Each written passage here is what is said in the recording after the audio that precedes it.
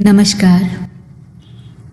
गुलदस्ता से आज हम आपके लिए लेकर आए हैं शरत चंद्र चट्टोपाध्याय की कहानी हरी लक्ष्मी।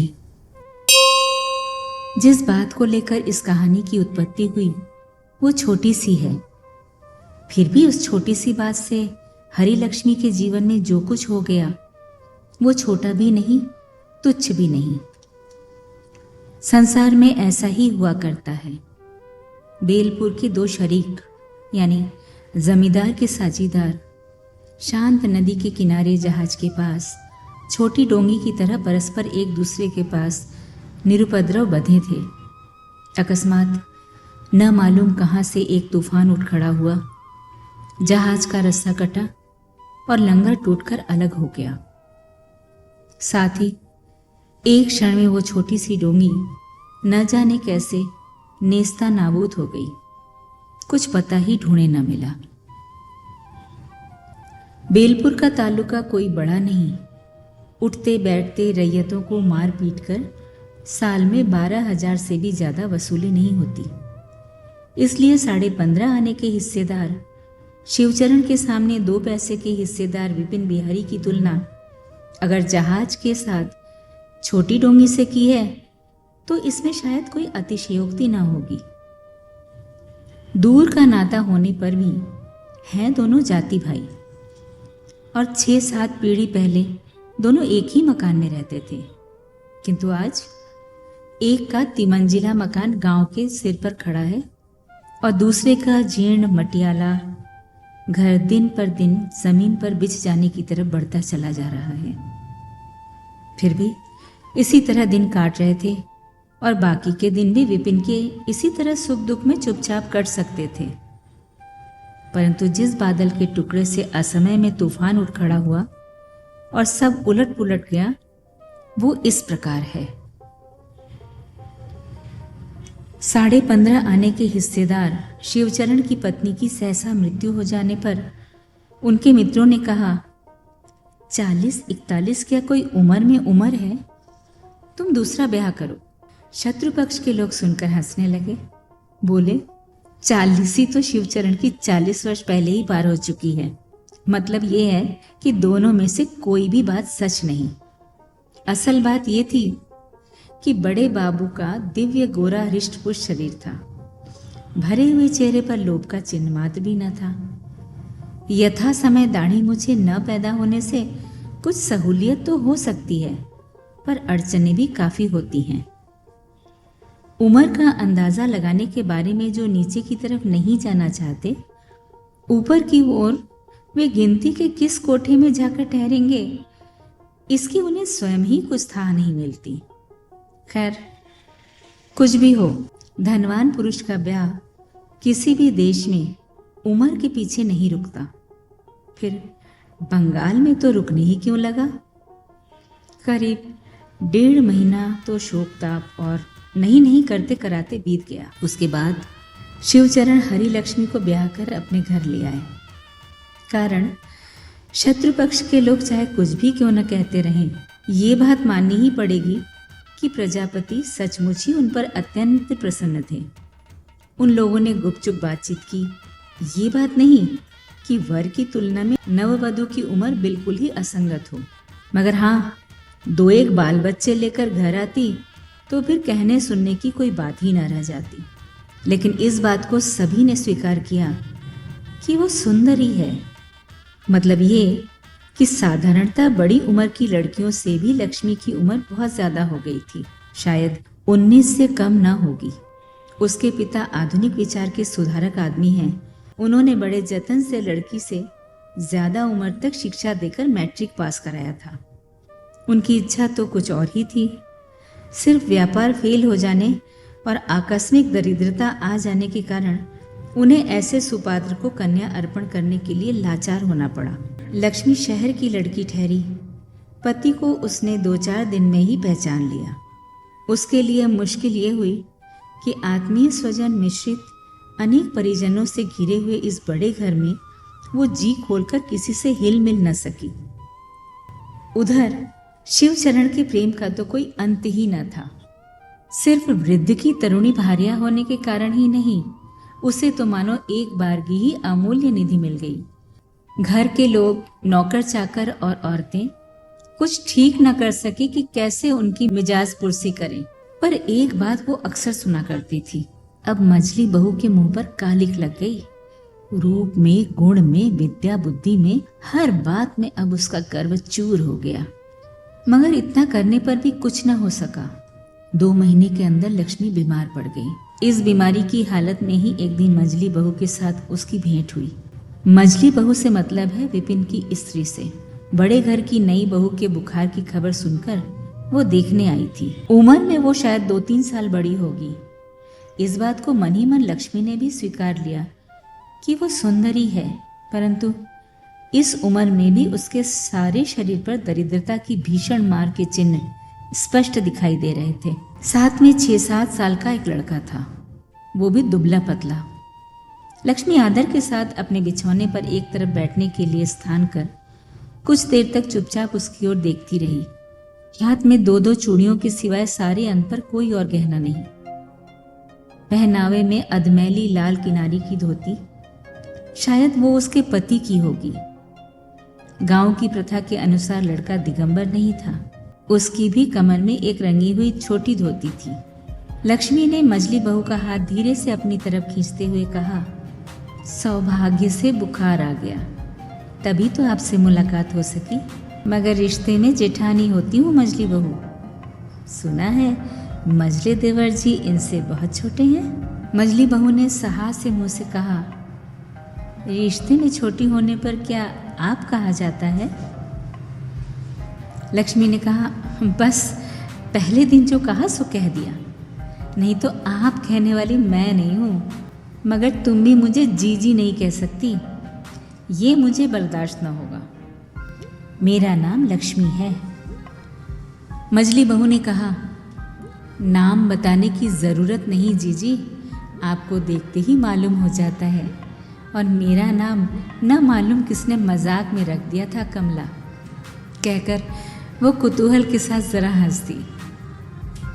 हरिलक्ष्मी के जी में आया कि वो प्रतिवाद स्वरूप कहे, तुम्हारी तरफ देखने से ही तुम्हारा नाम मालूम हो जाता है, परंतु वो इस डर से न कह सकी कि ऐसा कहना नकल की तरह सुनाई देगा। बोली, हम दोनों के एक ही माने हैं, लेकिन मझली बहू, मैं तुमसे तुम कह सकी, पर तुमसे तो तुम कहते नहीं बना। मझली बहू ने हंसते हुए जवाब दिया, चट से निकलता नहीं मुंह से जीजी, एक उम्र के सिवा आप सभी बातों में मुझसे बड़ी हैं। अभी 2-4 दिन जाने दो, जरूरत पड़ने पर बदलने में कितनी देर लगती है। हरिलक्ष्मी के मुंह पर सहसा इसका प्रत्युत्तर तो नहीं आया, पर मन ही मन समझ गई कि ये औरत पहले दिन के परिचय को अधिक घनिष्ठ नहीं करना चाहती। मगर उसके कुछ कहने से पहले ही मझली बहू उठने की तैयारी करके बोली, तो अब उठती हूँ जीजी, कल फिर। हरिलक्ष्मी आश्चर्यान्वित होकर बोली, अभी से चली जाओगी? कैसे? जरा बैठो ना।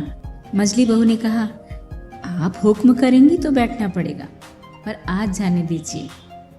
जीजी, उनके आने का समय हो गया है। इतना कहकर वो उठकर खड़ी हो गई और लड़के का हाथ पकड़कर जाने के लिए हंसती हुई बोली, चलती हूँ जीजी, कल जरा सिदौसी चला जाऊंगी, क्यों? ये कहकर धीरे से वो बाहर निकल गई। विपिन की स्त्री के चले जाने पर हरिलक्ष्मी उसी तरफ देखती हुई चुपचाप खड़ी रही। अब बुखार नहीं था, उसकी ग्लानि बनी हुई थी। फिर भी कुछ देर के लिए वो सब कुछ भूल गई। अब तक गांव भर की इतनी बहू बेटियां आईं जिनका शुमार नहीं, परंतु बगल वाले गरीब घर की इस बहू के साथ उनकी कोई तुलना ही नहीं हो सकती। वे अपने आप आईं और उठना ही नहीं चाहती थी, और बैठने के लिए कहा गया तो फिर कहना ही क्या। उनमें कितनी प्रगल्भता थी, कितनी वाचालता थी। मनोरंजन करने के लिए कितना लज्जाजनक प्रयास था उनका। बोझ से दबा हुआ उसका मन बीच बीच में विद्रोही हो उठा है, परंतु उन्हीं में से अकस्मात ये कौन आकर उसकी रोगशैया के पास कुछ क्षणों के लिए अपना ऐसा परिचय दे गई। उसके मायके की बात पूछने का समय नहीं मिला, परंतु बिना पूछे ही लक्ष्मी जाने कैसे समझ गई कि उसकी तरह वो कलकत्ता की लड़की हरगिज नहीं। इसके लिए विपिन की स्त्री की प्रसिद्धि है कि गांव की रहने वाली होने पर भी पढ़ी लिखी है। लक्ष्मी ने सोचा, मुमकिन है कि मजली बहू के स्वर के साथ रामायण महाभारत पढ़ सकती हो, पर इससे ज्यादा और कुछ नहीं।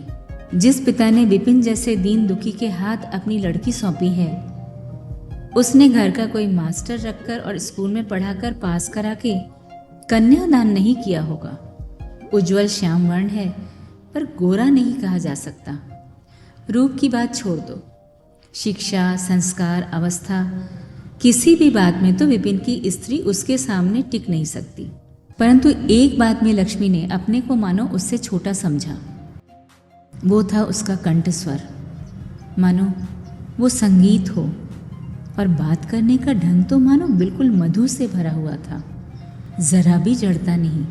इतनी सहज सरल बातचीत थी उसकी, बातें मानो वो अपने घर से कंठस्थ कर लाई हो। परंतु सबसे ज्यादा जिस चीज ने उसे बांध डाला वो थी उसकी दूरी। इस बात को वो गरीब घर की बहू है मुंह से न कहने पर भी इस ढंग से प्रकट करके गई कि मानो यही उसके लिए स्वाभाविक है, मानो इसके सिवा और कुछ उसे शोभा नहीं देता। ये बताने के सिवा और किसी उद्देश्य का उसमें लेश मात्र भी नहीं था कि वो गरीब है पर कंगाल नहीं। एक भले घर की बहू दूसरे घर की एक बीमार बहू को देखने आई है। शाम को जब पति देखने आए तब हरिलक्ष्मी ने और बातचीत होने के बाद कहा, उस घर की मजली बहू से आज भेंट हुई थी। शिवचरण ने कहा, किससे? विपिन की बहू से। हरिलक्ष्मी ने कहा, हाँ, मेरे भाग्य अच्छे थे जो इतने दिनों के बाद खुद ही मुझे देखने चली आई, पर 5-1 मिनट से ज्यादा नहीं ठहरी, काम था इसीलिए चली गई। शिवचरण ने कहा, काम? अरे उन लोगों के घर कोई नौकर नौकरानी थोड़ी ही है। बासन मांजने से लगाकर बटलोई चढ़ाने तक सभी काम अपने हाथ से करने पड़ते हैं। भला तुम्हारी तरह पड़े पड़े बैठे बैठे आराम कर ले तो कोई, एक गिलास पानी तक तो तुम्हें अपने हाथ से भरकर पीना नहीं पड़ता। अपने संबंध में ऐसा मंतव्य हरिलक्ष्मी को बहुत ही बुरा मालूम हुआ, पर यह समझकर वो गुस्सा नहीं हुई कि बात तो उसकी बड़ाई करने के लिए ही कही गई थी, अपमान करने के लिए नहीं। बोली, सुना है कि मजली बहू को बड़ा घमंड है, अपना घर छोड़कर कहीं आती जाती नहीं। शिवचरण ने कहा, जाएगी कैसे? हाथों में 2-2 चूड़ियों के सिवा खाक पत्थर कुछ पास में भी है, मारे शर्म के मुंह नहीं दिखा सकती। हरिलक्ष्मी ने जरा हंसकर कहा, इसमें शर्म का है कि दुनिया के लोग क्या उसकी देह पर जड़ाऊ गहने के लिए व्याकुल हो रहे हैं, जो न देखेंगे तो छी छी करते डोलेंगे। शिवचरण ने कहा, जड़ाऊ गहने मैंने तुम्हें दिए हैं, किसी साले के बेटे ने वैसे आंखों से भी देखी है? अपनी स्त्री को आज तक 2 चूड़ियों के सिवा कुछ बनाकर नहीं दे सका। बाबू, रुपए का जोर बड़ा जोर है, जूता मारूंगा। और हरिलक्ष्मी क्षुण्ण और अत्यंत लज्जित होकर बोली, छी छी, ऐसी बात क्यों कर रहे हो? शिवचरण ने कहा, नहीं, हमारे पास दबी छिपी बात नहीं, जो कुछ कहूँगा सो साफ साफ कहूँगा। हरिलक्ष्मी चुपचाप आंखें नीचे पड़ी रही। कहने को और था ही क्या। ये लोग कमज़ोरों के विरुद्ध अत्यंत असभ्य बात कठोर और कर्कश स्वर में कहने को ही स्पष्टवादिता समझते हैं। शिवचरण शांत न रहा, कहने लगा, ब्याह में जो 500 रुपये उधार लिए थे उसके ब्याज असल मिलाकर 700 हो गए, उसका भी कुछ ख्याल है? गरीब है, एक किनारे से पड़ा है, पड़ा रहे। अरे मैं चाहूँ तो कान पकड़कर निकाल बाहर कर सकता हूँ। जो दासी के लायक नहीं वो मेरी स्त्री के सामने घमंड दिखलाती है। हरिलक्ष्मी करवट बदलकर सो रही, एक तो बीमार, उस पर विरक्ति और लज्जा से सारे शरीर में भीतर से मानो कपकपी आने लगी। दूसरे दिन दोपहर को घर में मृदु शब्द सुनकर हरिलक्ष्मी ने आंख खोलकर देखा तो विपिन की स्त्री चुपके से बाहर जा रही है। उसने बुलाकर कहा, मजली बहू, चली जा रही हो? मजली बहू ने शर्माते हुए लौटकर कहा, मैंने सोचा कि आप सो रही हैं। आज कैसी तबीयत है जीजी? हरिलक्ष्मी ने कहा, आज बहुत अच्छी हूँ। कहाँ, तुम अपने लल्ला को तो नहीं लाई? मजली बहू ने कहा, आज वो अचानक सो गया जीजी। अचानक सो गया इसका मतलब? आदत खराब हो जाएगी, इसलिए दिन में मैं उसे सोने नहीं देती जीजी। हरिलक्ष्मी ने पूछा, घाम में ऊधम करता नहीं फिरता? मजली बहू ने कहा, करता क्यों नहीं फिरता, मगर दोपहर को सोने की अपेक्षा वो कहीं अच्छा। तुम शायद नहीं सोती? मजली बहू ने हंसते हुए सिर हिलाकर कहा, नहीं। हरिलक्ष्मी ने सोचा था स्त्रियों के स्वभाव के अनुसार अब की बार शायद वो अपने अवकाश की लंबी सूची सुनाने बैठ जाएगी, मगर उसने ऐसी कोई बात नहीं की। इसके बाद और बातें होने लगी। बात में हरिलक्ष्मी ने अपने मायके की बात, भाई बहन की बात, मास्टर साहब की बात, स्कूल की बात, यहाँ तक कि अपने मैट्रिक पास करने की भी बात कह डाली। बहुत देर बाद जब उसे होश आया तब उसने स्पष्ट देखा कि मजली बहू श्रोता के लिहाज से चाहे जितनी अच्छी क्यों न हो, वक्ता के लिहाज से वो कुछ भी नहीं। अपनी बात प्रायः कुछ कही ही नहीं। पहले तो लक्ष्मी को शर्म मालूम हुई, पर उसी वक्त उसे मालूम हुआ कि गपशप करने लायक उसके पास है ही क्या। मगर कल जैसे इस बहू के विरुद्ध उसका मन अप्रसन्न हो उठा था, आज वैसे ही उसे भारी तृप्ति सी मालूम हुई। दीवार पर टंगी हुई कीमती घड़ी में नाना प्रकार के बाजों के साथ 3 बजे। मजली बहू उठ खड़ी हुई और विनय के साथ बोली, जीजी अब चलती हूँ। लक्ष्मी ने कुतूहल के साथ कहा, बहन तुम्हारी क्या 3 बजे तक ही छुट्टी रहती है? लाला जी क्या घड़ी देखकर ठीक टाइम से घर आ जाते हैं?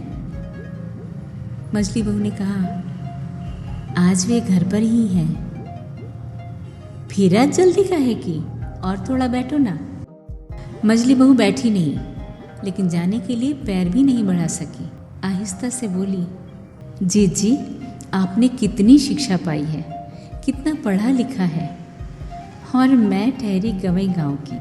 तुम्हारा मायका क्या गांव में है? हाँ जीजी, बिल्कुल देहात में। बिना समझे कल क्या कहते क्या कह दिया हो, पर असम्मान के लिए नहीं। आप मुझे जैसी भी कसम खाने को कहेंगी जीजी। हरिलक्ष्मी दंग रह गई, बोली, ऐसा क्यों कहती हो मजली बहू? तुमने तो कल ऐसी कोई बात नहीं कही। मजली बहू ने उसके जवाब में फिर कोई बात नहीं कही, परंतु चल दी। कहकर जब वो फिर से विदा लेकर धीरे धीरे जाने लगी, तब उसका कंठस्वर अकस्मात कुछ और ही तरह सुनाई दिया। रात को शिवचरण जब घर आए तब हरिलक्ष्मी चुपचाप लेटी हुई थी। शरीर अपेक्षाकृत स्वस्थ, मन भी शांत और प्रसन्न था। शिवचरण ने पूछा, कैसी तबीयत है बड़ी बहू? लक्ष्मी उठ बैठी, बोली, अच्छी है। शिवचरण ने कहा, सवेरे की बात मालूम हुई? बच्चों को बुलवाकर सबके सामने ऐसा झाड़ दिया है कि जन्म भर न भूलेगा। मैं बेलपुर का शिवचरण चौधरी हूँ। हाँ। लक्ष्मी डर गई, बोली, किसे जी? शिवचरण ने कहा, विपिन को बुलाकर कह दिया, तुम्हारी स्त्री मेरी स्त्री के पास जाकर शान दिखाकर उसका अपमान कर गई। इतनी हिमाकत उसकी। पाजी नालायक, ओछे घर की लड़की कहीं की। उसके बाल कटवाकर, मुंह काला कर, गधे पर चढ़ाकर गांव से निकाल बाहर कर सकता हूँ, जानता है? हरिलक्ष्मी का रोग क्लेश चेहरा एक बार की सफेद फक पड़ गया। वो बोली, तुम कहते क्या हो जी? शिवचरण अपनी छाती ठोककर गर्व के साथ कहने लगा, इस गांव में जज समझो, मजिस्ट्रेट समझो और दरोगा या पुलिस समझो, सब कुछ यही बंदा है, यही बंदा।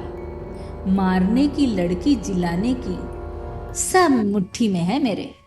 तुम कहो तो कल ही अगर विपिन की बहू आकर पैर न दबाए तो मैं लाटू चौधरी की पैदाइश नहीं, मैं इस तरह विपिन की बहू को सबके सामने अपमानित और लांछित करने के वर्णन और व्याख्यान में लाटू चौधरी के पुत्र ने अपशब्द और कुशब्दों के व्यय में कोई कसर नहीं रखी और उसके सामने स्तब्ध निर्निमेष दृष्टि से देखती हुई हरिलक्ष्मी का मन कहने लगा, धरती माता फट पड़ो।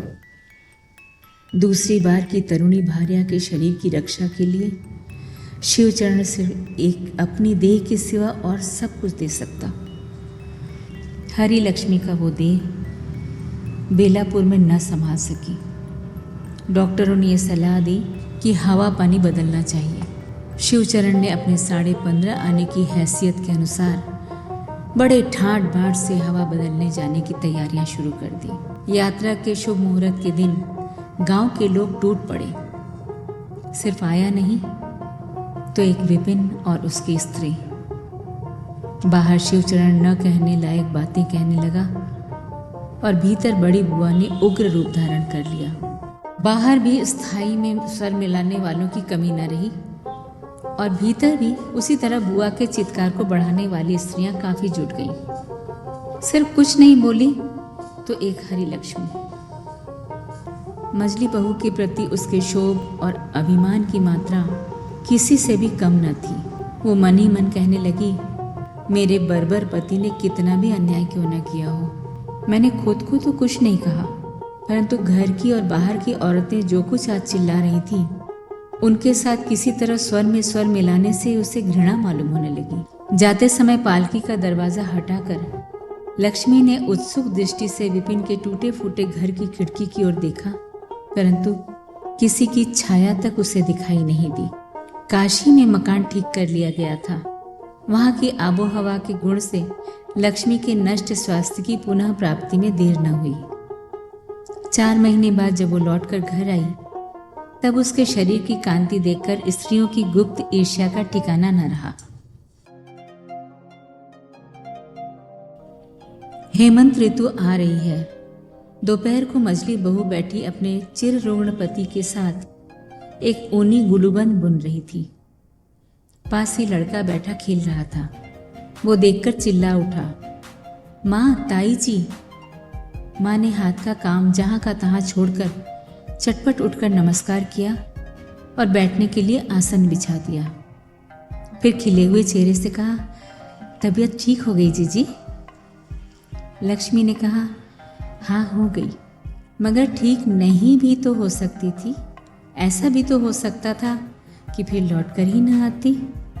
फिर भी जाते समय तुमने जरा भी खोज खबर नहीं ली। रास्ते भर तुम्हारी खिड़की की तरफ देखती हुई गई, जरा एक बार छाया तक नहीं दिखाई। मरीज बहन चली जा रही है, जरा मोह भी न हुआ मजली बहू? ऐसी पत्थर की बनी हो तुम। मजली बहू की आंखें डबडबा आई, पर मुंह से कोई उत्तर न निकला। लक्ष्मी ने कहा, मुझ में और चाहे जो भी दोष हो मजली बहू, मेरा मन तुम्हारी तरह कठोर नहीं है। भगवान न करे, मगर ऐसे मौके पर मैं तुम्हें बिना देखे नहीं रह सकती। मजली बहू ने इस आरोप का भी कुछ जवाब नहीं दिया। वो चुपचाप खड़ी रही। लक्ष्मी इसके पहले यहाँ और कभी नहीं आई। पहले पहल आज ही उसने इस घर में पैर रखा था। वो इधर उधर फिर सब कोठरियां देखने लगी। 100 साल का पुराना टूटा फूटा मकान है। उसमें सिर्फ 3 कोठरियां किसी कदर रहने लायक। दरिद्रता का आवास है। असबाब तो नहीं के बराबर है। दीवारों पर चूना झड़ता जा रहा है। मरम्मत कराने की ताकत नहीं। फिर भी अनावश्यक गंदापन कहीं जरा देखने को नहीं। छोटे छोटे बिछौने हैं पर साफ सुथरे। 2-4 देवी देवताओं के चित्र टंगे हैं और है मजली बहू के अपने हाथ की शिल्पकला के कुछ नमूने। ज्यादातर ऊन और सूत के काम की चीजें हैं। उनमें न तो कोई नौसिखिए की हाथ का लाल चोंच वाला तोता ही है और न पंचरंगी बिल्ली की सूरत। कीमती फ्रेम में जड़े हुए लाल, नीले, बैगनी, सफ़ेद आदि रंगों के ऊन के बने हुए वेलकम, स्वागतम या गलत उच्चारण के गीता के श्लोक भी नहीं। लक्ष्मी ने आश्चर्य के साथ पूछा, ये किसकी तस्वीर है मजली बहू? पहचाना हुआ सा चेहरा मालूम होता है। मजली बहू ने शर्माते हुए हंसकर कहा, तिलक महाराज की तस्वीर है।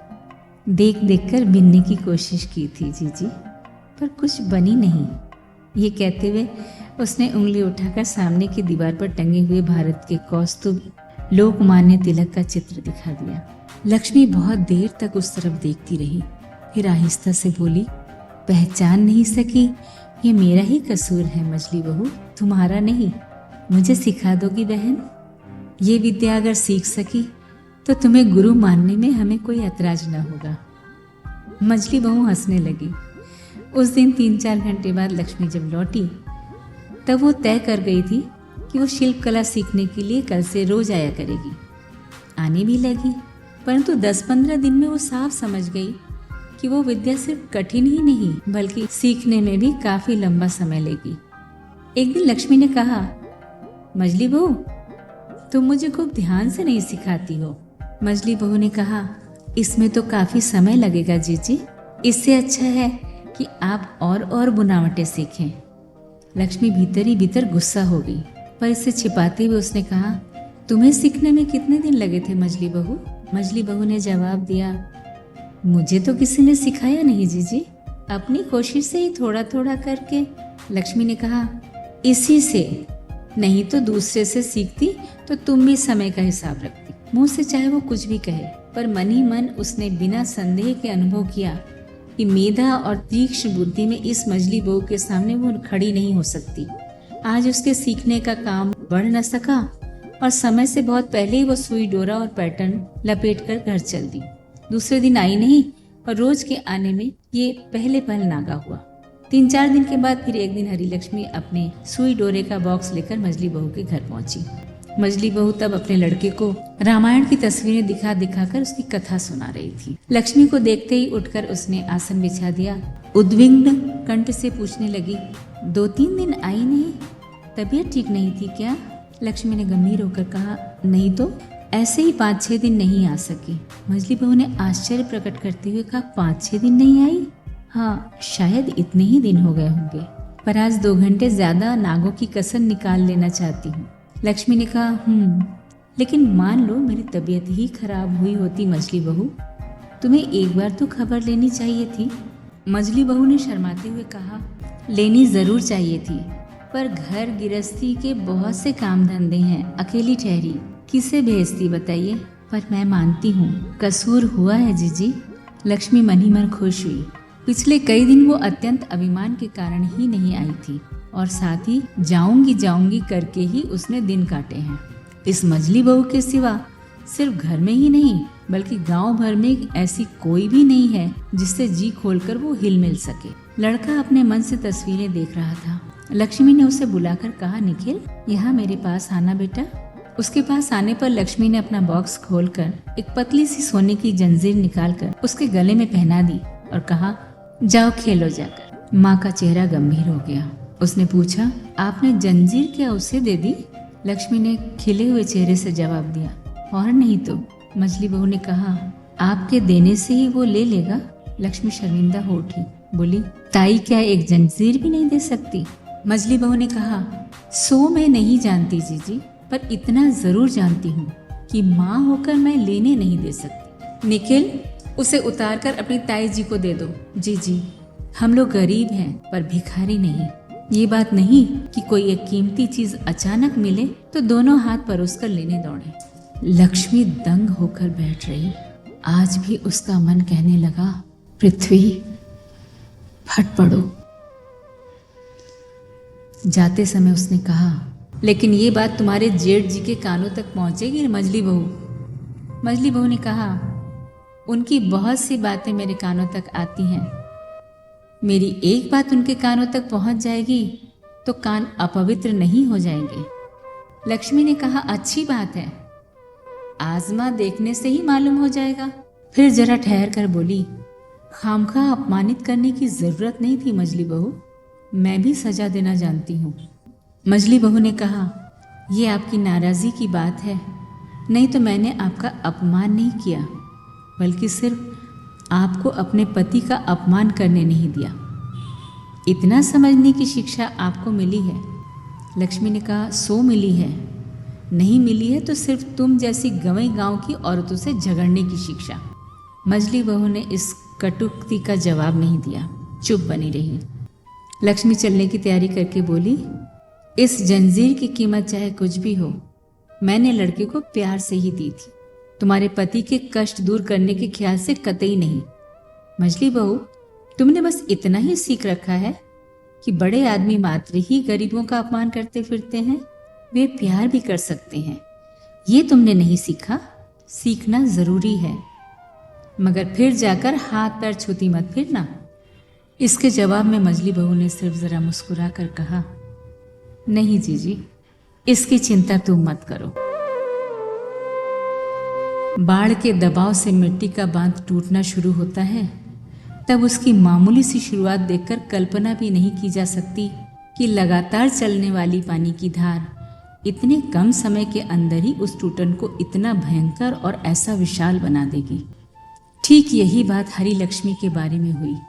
पति के पास जब उसने विपिन और उसकी स्त्री के विरुद्ध आरोप की बातें खत्म की, तब उसके परिणाम की कल्पना कर वो स्वयं ही डर गई। झूठ कहने का उसका स्वभाव नहीं, और कहना भी चाहे तो उसकी शिक्षा और मर्यादा उसमें बाधक होती है। परंतु इस बात को वो खुद भी न समझ पाई कि दुर्निवार जल स्रोत की तरह जो बातें झोंक में उसके मुंह से जबरदस्ती निकल गई, इनमें से बहुत सी सच्ची नहीं थी।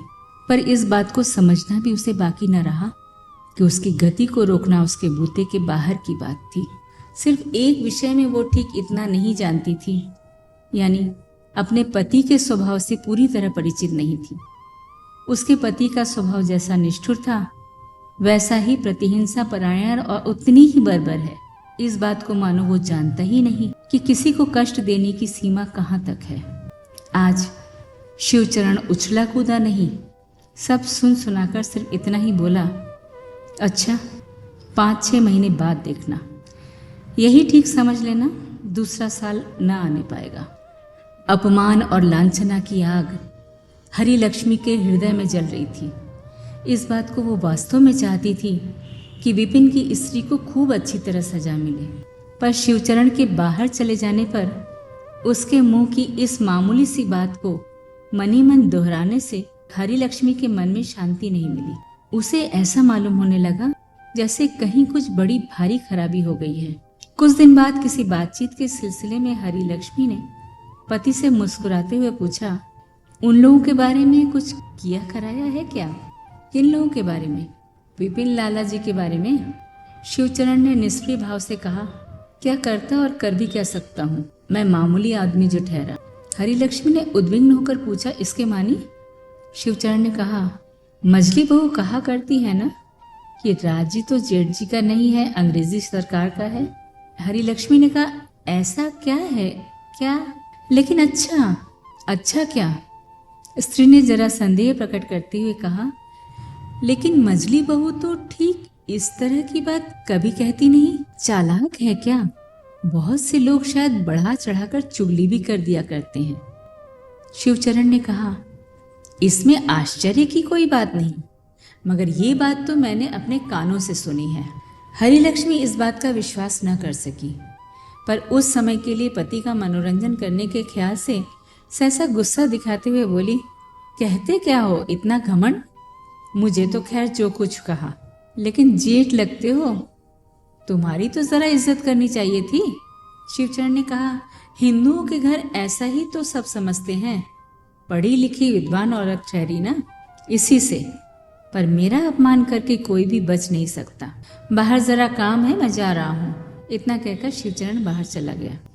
बात को जिस तरह हरी लक्ष्मी कहना चाहती थी उस तरह न कह सकी, बल्कि वो उल्टी हो गई। पति के चले जाने पर उसे रह रहकर इस बात का ख्याल होने लगा। बाहर की बैठक में जाकर शिवचरण ने विपिन को बुलाकर कहा, 5-7 साल से तुमसे कह रहा हूँ विपिन कि अपने मवेशियों को यहाँ से हटा लो। रात को सोना मेरे लिए हराम हो गया है। सो क्या तुमने मेरी बात न सुनना ही तय कर लिया है? विपिन ने आश्चर्यचकित होकर कहा, कहाँ? मैंने तो एक बार भी नहीं सुना भैया। शिवचरण ने बड़ी आसानी के साथ कहा, कम से कम इस बार तो मैंने अपने मुंह से कहा है तुमसे। तुम्हें याद न रहे तो कोई नुकसान नहीं, पर इतनी बड़ी जमींदारी का जो शासन करता है उसकी बात भूल जाने से काम नहीं चल सकता। खैर कुछ भी हो, तुम्हें खुद इस बात की अक्ल होनी चाहिए कि दूसरे की जगह में कैसे इतने दिनों तक मवेशी बांधे जा सकते हैं। कल ही यहाँ से सब हटा हटू लेना, मुझे फुर्सत न मिलेगी। तुम्हें ये अंतिम बार जता दिया मैंने। विपिन के मुंह से ऐसी ही बात नहीं निकलती। उस पर अकस्मात इस परम आश्चर्यकारी प्रस्ताव के सामने वो एक बारगी अभिभूत हो गया। अपने बाबा के जमाने से उस जगह को वो अपनी ही समझता आ रहा है। इतनी बड़ी झूठी बात का वो प्रतिवाद तक न कर सका कि वो दूसरे की है। चुपचाप घर चला गया। उसकी स्त्री ने सब बातें सुनकर कहा, पर राज की अदालत तो खुली है। विपिन चुप रहा। वो चाहे भला आदमी क्यों न हो, इस बात को जानता था कि अंग्रेजी राज्य की अदालत का विशाल द्वार कितना भी खुला हुआ क्यों न हो, गरीबों के घुसने लायक रास्ता उसमें जरा सा भी खुला नहीं। आखिर वही हुआ जो होना था। दूसरे दिन बड़े बाबू के लोग आए और उन्होंने पुरानी टूटी फूटी गौशाला को तोड़कर उस जगह को लंबी दीवार से घेर लिया। विपिन थाने में आकर खबर दे आया, मगर आश्चर्य है कि शिवचरण की पुरानी ईंटों की नई दीवार जब तक पूरी नहीं बन गई तब तक एक भी लाल पगड़ी उसके पास नहीं फटकी। विपिन की स्त्री के हाथ की चूड़ियां बेचकर अदालत ने नालिश की, पर उससे सिर्फ चूड़ियां ही चली गईं और कुछ नहीं हुआ। रिश्ते में विपिन की बुआ लगने वाली एक शुभाकांक्षिणी ने इस विपत्ति में विपिन की स्त्री को हरिलक्ष्मी के पास जाने की सलाह दी थी। इस पर उसने शायद कह दिया था, शेर के आगे हाथ जोड़कर खड़ा होने से फायदा क्या बुआ जी, प्राण तो जाने के हैं सो जाएंगे ही, ऊपर से अपमान और हाथ लगेगा। ये बात जब हरिलक्ष्मी के कानों में पड़ी तो वो चुप रही। किसी तरह का उत्तर देने की उसने कोशिश तक नहीं की। काशी से हवा पानी बदल कर आने के बाद एक दिन के लिए भी उसकी तबीयत बिल्कुल ठीक नहीं रही। इस घटना के महीने भर बाद उसे फिर बुखार आने लगा। कुछ दिन तक गांव में ही इलाज होता रहा, मगर कोई फायदा नहीं हुआ। तब डॉक्टर की सलाह से उसे फिर बाहर जाने के लिए तैयारियां करनी पड़ी। अनेक प्रकार के कामकाजों के मारे अब शिवचरण का जाना न हो सका। वो गांव में ही रहा। जाते समय लक्ष्मी ने अपने पति से एक बात कहने के लिए भीतर ही भीतर फड़फड़ाती रही, पर किसी तरह मुंह खोलकर उस आदमी के सामने वो बात कह नहीं सकी। उसे बार बार ऐसा मालूम होने लगा कि इनसे अनुरोध करना व्यर्थ है, इसके माने ये समझ नहीं सकते। हरिलक्ष्मी के रोगग्रस्त शरीर को पूर्णतया निरोग होने में अभी कुछ लंबा समय लगेगा। करीब 1 साल के बाद वो बेलपुर वापस आई। वो सिर्फ जमींदार की लाडली स्त्री ही तो नहीं, इतने बड़े घर की मालकिन भी तो है। इसलिए मोहल्ले की औरतों के झुंड उसे देखने आए। जो संबंध में बड़ी थी उन लोगों ने आशीर्वाद दिया, और जो छोटी थी उन्होंने पांव छुए। आई नहीं तो सिर्फ विपिन की स्त्री। इस बात को हरिलक्ष्मी जानती थी कि वो नहीं आएगी। इस 1 साल के अंदर विपिन के घर के लोग किस तरह रहे, फौजदारी और दीवानी मामले जो उनके विरुद्ध चल रहे थे, उनका क्या नतीजा हुआ, इनमें से कोई भी खबर उसने किसी से जानने की कोशिश नहीं की। शिवचरण कभी घर पर और कभी पश्चिम में जाकर स्त्री के साथ रह आया करता था। जब जब पति से भेंट हुई तभी तब हरिलक्ष्मी के मन में सबसे पहले इन लोगों के बारे में जानने की इच्छा हुई, परंतु फिर भी एक दिन भी उसने पति से कोई बात नहीं पूछी। पूछते हुए उसे डर लगता था। सोचती, इतने दिनों में कुछ न कुछ निपटारा हो ही गया होगा। शायद इनके क्रोध में अब उतनी तेजी नहीं रही। इस आशंका से कि पूछताछ करने से फिर कहीं पहले का घाव ताज़ा न हो जाए, वो ऐसा भाव धारण किए रहती जैसे उन सब तुच्छ बातों की अब उसे याद ही नहीं। उधर शिवचरण भी अपनी तरफ से किसी दिन विपिन की बात नहीं छेड़ता। इस बात को वो हरिलक्ष्मी से छिपाए ही नहीं रखता कि अपनी स्त्री के अपमान की बात वो भूला नहीं, बल्कि उसकी अनुपस्थिति में इसका काफ़ी इंतजाम उसने कर रखा है। उसके मन में साध थी कि लक्ष्मी घर जाकर अपनी आंखों से ही सब देखभाल ले और तब मारे आनंद के फूली न समाए। ज्यादा दिन चढ़ने के पहले ही बुआ जी की बारंबार स्नेहपूर्ण ताड़ना से लक्ष्मी जब नहा धोकर निश्चिंत हुई तो बुआ जी ने उत्कंठा प्रकट करते हुए कहा, अभी तुम्हारा शरीर कमजोर ठहरा बहुरानी, तुम अब नीचे न जाओ, यही तुम्हारे लिए थाली परसवा कर मंगाए देती हूँ। लक्ष्मी ने आपत्ति करते हुए हंसकर कहा, मेरा शरीर पहले जैसा ही ठीक हो गया है बुआ जी, मैं नीचे रसोई में जाकर खा लूँगी, ऊपर सब ढोकर लाने की ज़रूरत नहीं, चलो नीचे ही चलती हूँ। बुआ जी ने शिबू की तरफ से मना ही है कहते हुए उसे रोक दिया। उनका हुक्म पाकर नौकरानी जगह साफ करके आसन बिछा गई। दूसरे ही क्षण मिश्रानी भोजन लेकर हाजिर हुई। उसके थाली रखकर चले जाने पर लक्ष्मी ने आसन पर बैठते हुए पूछा, ये मिश्रानी जी कौन है बुआ जी? पहले तो कभी नहीं देखा इन्हें। बुआ जी ने हंसकर कहा, पहचान नहीं सकी बहू रानी? ये तो अपने विपिन की बहू है। लक्ष्मी स्तब्ध होकर बैठी रह गई। मन ही मन समझ गई उसे एकाएक आश्चर्यचकित कर देने के लिए इतना षड्यंत्र करके इस तरह छिपा रखा गया था। कुछ देर में अपने को संभाल कर वो जिज्ञासु मुख से बुआ जी की तरफ देखने लगी। बुआ जी ने कहा, विपिन मर गया है, सुन लिया होगा। लक्ष्मी ने कुछ भी नहीं सुना था, परंतु अभी तुरंत जो थाली परस गई है उसकी तरफ देखते ही ये बात मालूम हो जाती है कि वो विधवा है। उसने सिर हिलाकर कह दिया, हाँ। बुआ जी ने बाकी घटना का वर्णन करते हुए कहा, जो कुछ बचा खुचा था, खाक धूल, सो सब मुकदमेबाजी में स्वाहा करके विपिन तो मर गया। जब देखा कि बाकी रुपया चुकाने में मकान भी हाथ से चला जाता है, तब हम ही लोगों ने सलाह दी, मजली बहू, साल 2 साल अपनी देह से मेहनत करके रुपए चुका दे, जिससे तेरे लड़के के लिए कम से कम बैठने के लिए जगह तो बची रहे। लक्ष्मी अपने सफेद फक चेहरे से उसी तरफ पलक ही नेत्रों से चुपचाप देखती रह गई। बुआ जी ने सहसा गले का स्वर धीमा करके कहा, फिर भी मैंने एक बार उसे अलग से जाकर कहा था, मजली बहू, जो होना था सो हो गया। अब उधार उधूरे करके जैसे बने एक बार काशी जाकर बड़ी बहू के पैरों पड़ा। लड़के को उनके पैरों पर डालकर कहना, जीजी इसका तो कोई कसूर नहीं, इसे बचाओ। बात करते करते बुआ जी आंखों से आंसू पोंछती हुई बोली, मगर बंदी सिर नीचा किए हुए मुंह बंद करके बैठी रही। उसने हाँ ना कुछ जवाब तक नहीं दिया। हरी लक्ष्मी समझ गई, इसका सारा का सारा पाप मेरे ही सिर आ पड़ा है। उसके मुंह का अन्न व्यंजन सब का सब कड़वा जहर हो गया। फिर वो एक गुस्सा भी न निगल सकी। बुआ जी किसी काम से थोड़ी देर के लिए कमरे से बाहर चली गई थी। लौटकर जब उन्होंने लक्ष्मी की थाली की दशा देखी तो वे चंचल हो उठी, जोर से पुकारने लगी, विपिन की बहू, विपिन की बहू। विपिन की बहू के दरवाजे के बाहर आकर खड़ी होते ही वे जोर से बिगड़ पड़ी। इसके कुछ ही क्षण पहले करुणा के मारे उनकी आंखों में जो आंसू भर आए थे, तुरंत ही न जाने वे कहाँ उड़ गए। तीक्ष्ण स्वर में कहने लगी, ऐसी लापरवाही से काम करने से तो नहीं चल सकता विपिन की बहू। बहू रानी एक दाना भी मुंह में न दे सकी, ऐसी बुरी रसोई बनाई है। दरवाजे के बाहर से इस तिरस्कार का कोई जवाब नहीं आया, परंतु दूसरे के अपमान के भार से लज्जा और वेदना के मारे हरी लक्ष्मी का अपने कमरे के भीतर ही भीतर सिर नीचा हो गया। बुआ जी ने फिर कहा, नौकरी करने चली हो, चीज वस्त्र की बिगाड़ से काम ना चलेगा बेटी। और भी 5 जनी जैसे काम करती है, तुम्हें भी वैसे ही काम करना चाहिए, सो कह देती हूँ। विपिन की स्त्री ने अब की बार धीरे से कहा, जी जान से कोशिश तो ऐसी ही करती हूँ बुआ जी, आज मालूम नहीं कैसे क्या हो गया। इतना कहकर उसके नीचे चले जाने पर लक्ष्मी के उठकर खड़े होते ही बुआ जी हाय हाय कर उठी। लक्ष्मी ने मुलायमियत के साथ कहा, क्यों अफसोस कर रही हो बुआ जी? मेरी तबीयत ठीक नहीं, इससे नहीं खा सकी। मजली बहू की रसोई में कोई खराबी नहीं है। हाथ मुंह धोकर हरी लक्ष्मी अपने एकांत कमरे में गई तो उसका दम सा घुटने लगा। सब तरह का अपमान सहते हुए भी शायद विपिन की स्त्री का इस घर में नौकरी करना चल सकता है, पर आज के बाद गृहिणीपन का व्यर्थ श्रम करके इस घर में उसके दिन कैसे बीतेंगे?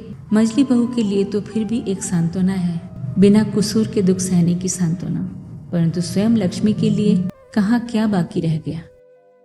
रात को लक्ष्मी पति के साथ बात क्या करती, उससे अच्छी तरह उनकी तरफ देखा भी न गया। आज उसके मुंह के शब्द से विपिन की स्त्री का सब दुख दूर हो सकता था, किंतु निरुपाय अबला नारी से जो आदमी इतना जबरदस्त बदला ले सकता है, जिसके पौरुष में ये बात खटकती तक नहीं, उससे भीख मांगने की हीनता स्वीकार करने में लक्ष्मी की किसी कदर प्रवृत्ति नहीं हुई। शिवचरण जरा हंसकर पूछा, मजली बहू से भेंट हुई? कहो कैसी रसोई बनाती है? हरी लक्ष्मी जवाब न दे सकी। वो सोचने लगी, यही आदमी उसका पति है और जिंदगी भर इसी के साथ रहकर घर गृहस्थी चलानी होगी।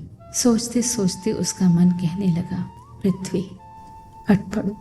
दूसरे दिन सवेरे उठते ही लक्ष्मी ने दासी के द्वारा बुआ जी को कहला भेजा कि उसे बुखार आ गया है, वो कुछ खाएगी नहीं। बुआ जी ने उसके कमरे में आकर जिरा करते करते नाक में दम कर दिया। उसके चेहरे के रुख से और कंठ स्वर से उन्हें जाने कैसा एक संदेश सा हो गया। उनकी बहुरानी शायद कुछ छिपाने की कोशिश कर रही है। बोली, लेकिन तुम्हें तो सचमुच बुखार आया नहीं बहुरानी? लक्ष्मी ने सिर हिलाकर जोर से कहा, मुझे बुखार है, मैं कुछ न खाऊंगी। डॉक्टर के आने पर उसे बाहर से ही विदा करते हुए कहा, आप तो जानते हैं आपकी दवा से मुझे कुछ फायदा नहीं होता, आप जाइए। शिवचरण ने आकर बहुत कुछ पूछा ताचा, पर किसी भी बात का उसे उत्तर नहीं मिला। और भी 2-3 दिन इसी तरह बीत गए। तब घर के सभी लोग न जाने कैसी एक अज्ञात आशंका से उद्विग्न हो उठे। उस दिन के करीब तीसरे पहर लक्ष्मी गुसलखाने से निकलकर चुपचाप दबे पांव आंगन के एक किनारे से ऊपर आ रही थी। बुआ जी रसोई घर के बरामदे से उसे देखकर चिल्ला उठी, देखो बहुरानी, विपिन की बहू की करतूत देखो। ऐ मजली बहू, अंत में चोरी करने पर उतर आई। हरी लक्ष्मी पास जाकर खड़ी हो गई। मजली बहू जमीन पर चुपचाप नीचे मुंह किए बैठी थी। एक बर्तन में कुछ खाना अंगोछे से ढका रखा था। बुआ जी ने उसे दिखाते हुए कहा, तुम ही बताओ बहुरानी, इतना भात और तरकारी एक आदमी खा सकता है? घर के लिए ले जा रही है, लड़के के लिए, जबकि बार बार इसे मना किया गया है। शिवचरण के कान में भनक पड़ने पर फिर खैर नहीं, गर्दन पकड़कर निकाल बाहर करेगा। बहुरानी, तुम मालकिन हो, तुम ही इसका न्याय कर दो। इतना कहकर बुआ जी ने मानो अपना एक कर्तव्य समाप्त करके दम लिया। बुआ जी का चित्कार सुनकर घर के नौकर नौकरानी और भी लोग बाग जो जहां थे सब आकर इकट्ठा हो गए और लगे तमाशा देखने। उन सब के बीच में बैठी थी उस घर की मजली बहू और उनकी मालकिन, यानी इस घर की गृहिणी। लक्ष्मी को इस बात का स्वप्न में भी ख्याल न था कि इतनी छोटी, इतनी तुच्छ चीज के बारे में इतना बड़ा भद्दा कांड हो सकता है। अभियोग का जवाब तो क्या देती, मारे अपमान और अभिमान और लज्जा के वो मुंह भी न उठा सकी। लज्जा और किसी के लिए नहीं, स्वयं अपने की तई थी। आंखों में उसके आंसू गिरने लगे।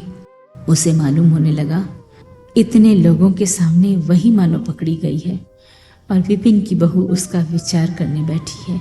2-3 मिनट तक इसी तरह रहकर सहसा बड़ी कोशिश से अपने को संभाल कर लक्ष्मी ने कहा, बुआ जी, तुम सब लोग यहाँ से चली जाओ। उसका इशारा पाते ही सब चले गए।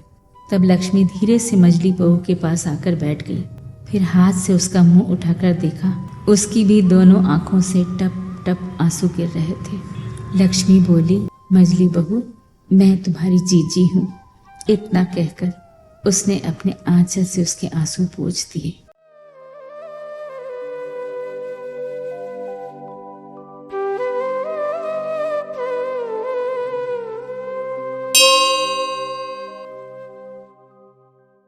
अभी आप सुन रहे थे शरद चंद्र चट्टोपाध्याय की कहानी हरी लक्ष्मी। स्वर था जया भट्टाचार्य का।